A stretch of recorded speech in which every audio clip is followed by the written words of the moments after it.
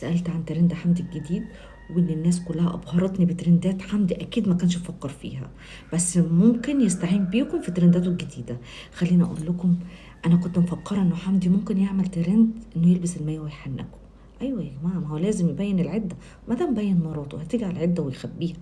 طيب يا جماعة، ولما حد يعترض يجي يقول لك أنا حر، انا حر البس المايو اقلع ملط، انا حر. ما هو على فكره في متابع بيتابعه، مشكله المتابع اللي بيتابعه انهم اطفال. طيب يا جماعه الخير، ناس كتير قالت ان هو هيعلن الحاده، وناس تانية قالت ان هو الفتره الجايه ممكن يطلع مراته ترقص، وفي ناس قالوا ممكن يعرض الفيديوهات على الخلايجه. مم، تفتكروا؟ معرفش. طيب خليني اقول لكم انه حمدي في الفتره الاخيره عمل ترندات كتيره جدا وكلها فشلت. عارفين ليه فشلت؟ علشان في ناس كتير جدا اتظلمت من حمدي ودعوا عليه وقالوا ربنا يجعل كده في نحره، يعني بمعنى اصح يبقى زي التعبان يخنق نفسه بنفسه. حمدي كان في الفتره الاخيره قفل قنوات ناس كتير جدا، لو كنتوا نسيتوا مشكلته ايام موت اخته ام زياد لما تاجر بموتها. انتوا عارفين لما حد يتاجر بالموت ده حاجه صعبه جدا. كل يوم كان يعمل فيديو ترند بموت اخته، حركات مستفزه علشان يوصل للمليون واتنين مليون وتلاتة مليون، ووصل للدرجه اللي هو فيها، وكل مره الناس تزعل منه وتسامحه. خليني اقول لكم ان المتابع اللي عمله والمتابع اللي هيدفنه، بس خليني اقول لكم برضو مع المتابع اعماله، بقول لك قد سلط عليكم من اعمالكم. طيب ربنا وحده هو اللي قادر زي ما عزوا يذلوا، ربنا وحده قادر بعد ما رفعوا ينزلوا الارض. بمين؟ بيكوا انتوا اللي كنتوا ليه عون، وانتوا دلوقتي اللي هتكونوا ليه يعني كسر الظهر.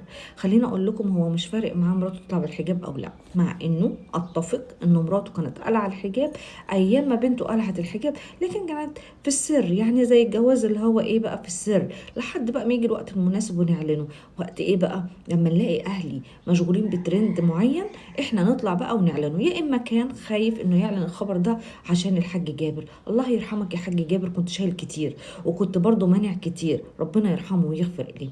هنا يا جماعه بفتكر المشاكل اللي حصلت بينه وبين اهله وبينه وبين اخوه محمد، حوارات انه صدر محمد في مشاكل كتير مع الناس، ومن ضمنها قفل القنوات، وكان يحط ايميل محمد وشتايم من محمد في الايميلات للناس اللي كانت بتبعت لها، ومن ضمنهم انا كان بيدعي عليا بالجلطه، لا كنت بخرب ليه الترندات بتاعته. فاكرين ترند المطعم لما قلت لكم هيعمل واحد اتنين تلاته، هيسافر على انه بيعمل جوله حول العالم، لكن هو في الحقيقه هيخلع بره مصر عشان الضرايب، والناس المساكين الغلابه هيتقفل بيوتهم. ومش مشكله، المهم ان انا اعمل فيديوهات واجيب ترندات، ومش مشكله ان انا اخد فلوس الناس دي وما ادهمش حقهم، لا حق الدوله ولا حق الناس. يسكت؟ لا والله، ده بعت لي تهديدات وقال لي هجلطك يا ام كريم، ده انا هوقف حالك، ده انا هوقف لك قناتك. وحصل بالفعل، قناتي بعد ما كانت مسمعه وملعلعه قدر ان هو يقفلها، وقدر ان هو يضرها.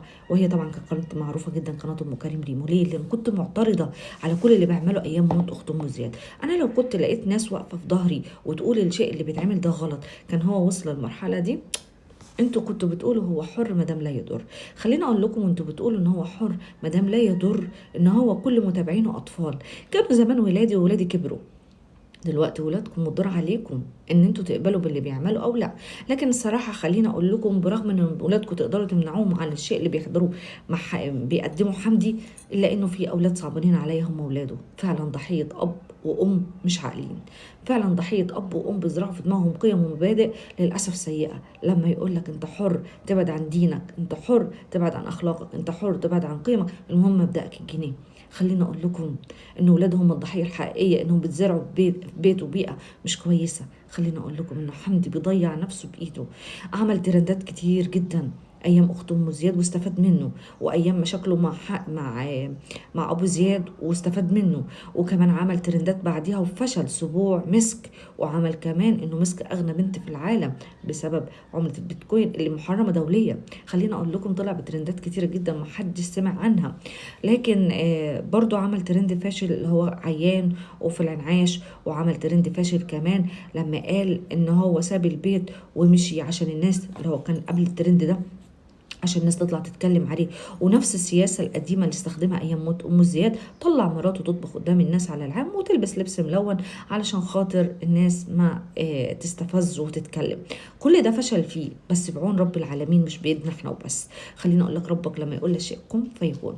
ساعات بتبقى الفلوس نقمة في إيد البني آدم، وهنا واتأكدت إن الفلوس نقمة في إيد البني آدم. مش دايما الفلوس بتبقى نعمة.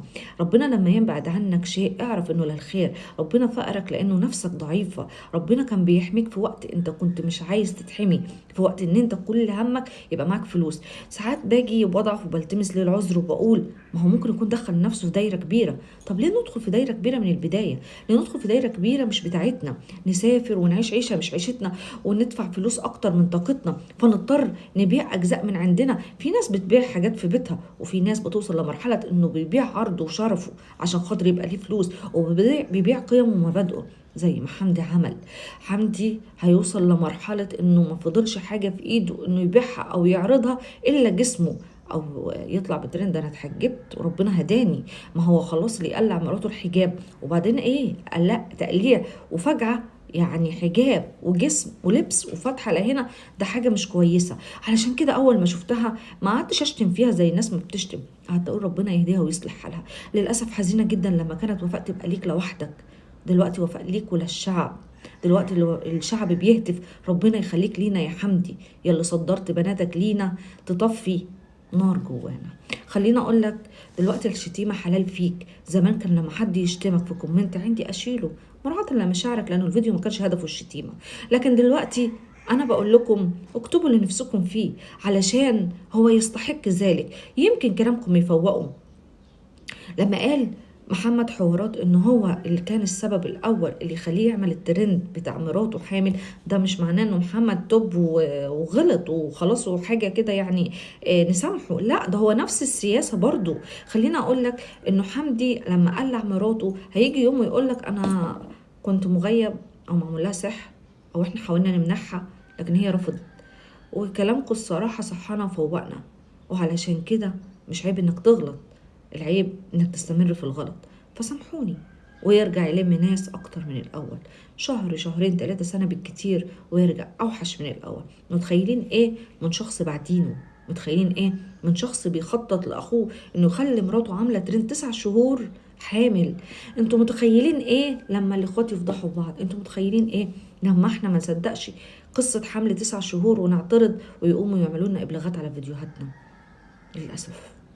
للأسف احنا وصلنا لمرحلة خطيرة جدا، انه فعلا مش بس السمك بياكل بعضه، السمكة الكبيرة تاكل السمكة الصغيرة. احنا كمان على السوشيال ميديا بنتحارب لما نقول كلمة ونقول رأينا. ناس كتير جدا بتقولك انتوا بترفعوهم، بس ناس اكتر عارفين ان احنا معترضين على الشيء ده، واولادنا يعرفوا ان ده حرام وده غلط وما ينفعش. كل واحد حر بنفسه بس في بيته، مش قدام الناس على العلن.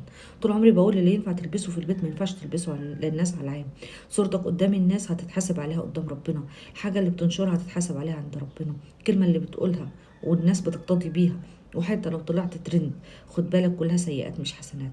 عايزة اقول لكم انا حزينة جدا للمرحلة اللي وصلنا بيها. بنات بترقص وشباب بتقلع وبيلبسوا بدل رقص، ورجالة للأسف بقت بقرون. زمان لما كانوا يقولوا عنه اريال كنت انا بزعل، لكن دلوقتي فعلا هو قرن واريال وكل المسميات اللي انتوا قلتوها تحت وكل الالفاظ اللي انتوا كتبتوها عندي في الفيديو اللي قبل ده انتوا ليكوا حق فيها وانا ما اقدرش اشيلها. عارفين ليه؟ لاني لاول مره احس انه فعلا يستاهل يتشتم بكل الطرق وبكل الالفاظ. مسموح لكم تكتبوا اي شيء انتوا عايزينه، واي كومنت مخفي من اي شتيمه انتوا شتمتوه اياها انا هطلعها وابينها. اكيد اكيد اكيد ممكن يكون ربنا جعلكم سبب تدوق قلم على وشه فوق، ويعرف ان هو اللي بيضيع نفسه بنفسه، ويعرف اللي ما يقدرش يحافظ على مراته يبقى ديوس ويبقى أوراني ويبقى كل العبر فيه، ويعرف ان الراجل اللي هيختار البيت ده يناسبه اكيد هيبقى من نفس الشيء، بنطلونه ساقط ومقطع ومبين البنطي، ومامته للاسف هتكون ست برضه مش صاحبة قيم ولا مبادئ.